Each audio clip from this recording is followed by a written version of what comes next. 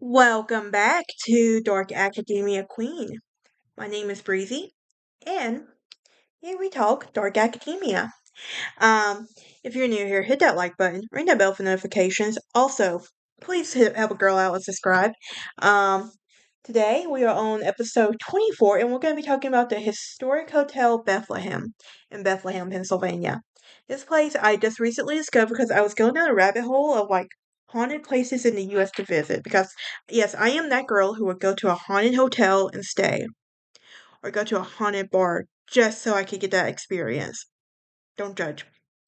And we all know someone like that. I would also buy a house that someone died in. That's pure gold. Me and the ghost can make some sort of arrangements. I do believe in ghosts. I am a firm believer in ghosts. But, um, for those of you who don't know, the historic Hotel Bethlehem is located in Bethlehem, Pennsylvania. Guests of this historic hotel have been reported seeing flickering lights, a strange reflection in the mirrors in this 1920s hotel. Most hauntings occur in room 932, and the property is so-called room with a view. That's actually pretty clever. Another spots around the hotel, including the lobby and the kitchen, have in the restaurant are rumored to be inhabited by a handful of friendly ghosts.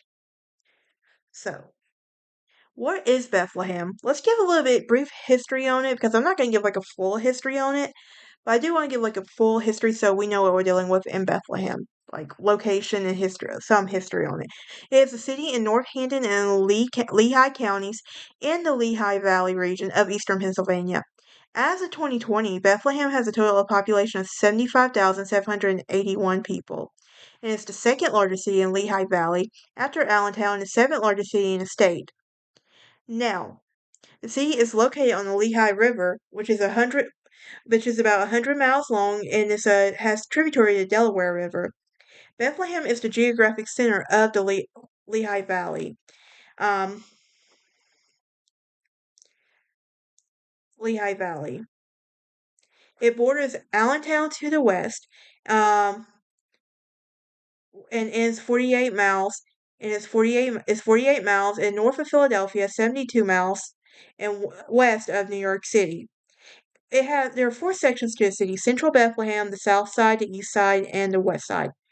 So each of these sections blossomed at different times in the city's development, and each contain areas recognized under the National Register of Historic Places. Norfolk Southern Railway Lehigh line, formerly by the main line of the Lehigh Valley Road, runs through the Bethlehem, heading east of London and across the Delaware River, heading east to Easton and across the Delaware River to Phillipsburg, New Jersey.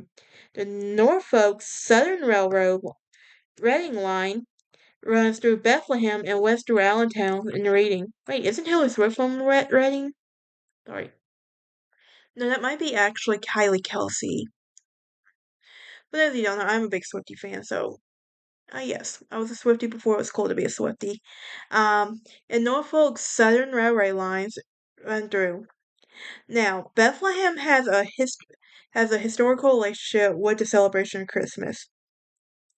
The city was christened as Bethlehem on Christmas Eve by Nicholas Zindor, a Moravian bishop.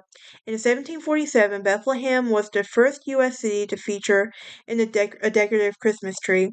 On December 7, 1937, a grand ceremony during the Great Depression, and the city adopted the nickname Christmas City, USA.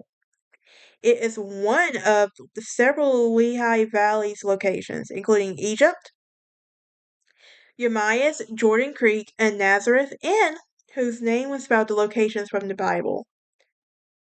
One of those is Jesus. Sorry. Sorry, God. Did not mean to make that joke. Anyway. Now the Hotel Bethlehem is is a 125 room hotel located in hotel, and the hotel was built in 1922. It is members of the Historic Hotels of America and was built by the Beaux Art Styles, and it is a National Register of Historic Places as part of the Central Bethlehem Historic District. And it has 165 contributing buildings, and it was replaced by a hotel, and that was converted from a general store in 1822. Now, some 19th century history.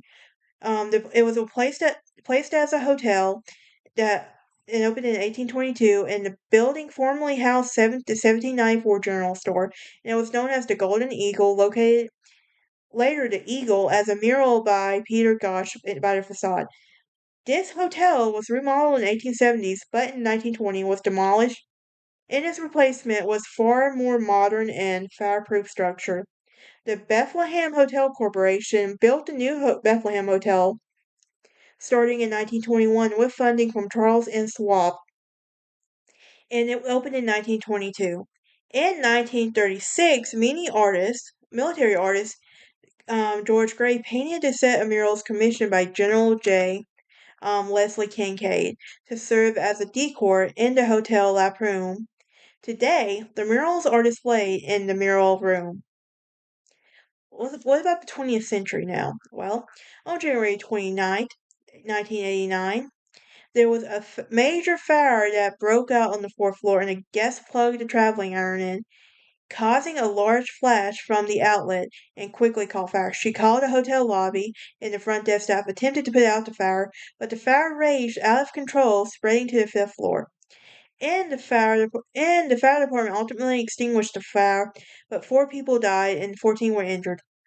At the time, the hotel was filled with 20 judges and police officers in Bethlehem at a convention for in a college music competition that brought guests and their family. The former solarium is now a restaurant, has original Moravian tile. And after this closure of the Bethlehem Street in 1990s, the hotel stood vacant and were plans to convert it into a combination of facilities for the elderly and the women dormitory for Moravian College. A group of local investors brought it and renovated it as extensively into the late 1990s. In 2019, the Bethlehem Hotel came third in the USA Today Top 10 Best Historic Hotel polls. Let's jump to the 21st century now, where the Hotel Bethlehem went on to achieve to rank number one in the historic hotel in the country in the U.S. Today is the today 10 best historic hotels polls in 2021, and held that position until 20 again in 2022. And that hotel has hosted some recognizable names in movies and music, such as Jonathan Frakes, who was raised in Bethlehem, his wife Jenny Francis, James Franco, Harry Connick Jr., Slash, and Counting Crows.